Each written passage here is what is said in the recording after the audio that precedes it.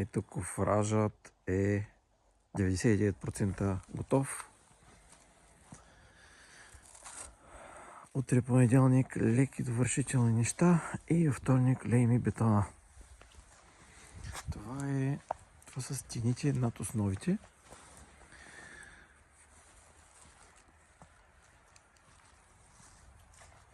Това е къщата, това е терасата. Както вече знаете, терасата е съвсем отделна сграда от къщата с изолация между къщата и терасата. Терасата остава отвън, неотопляема част.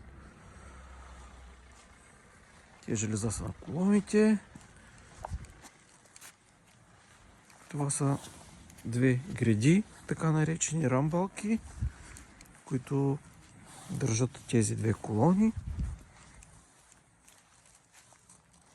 Всичко е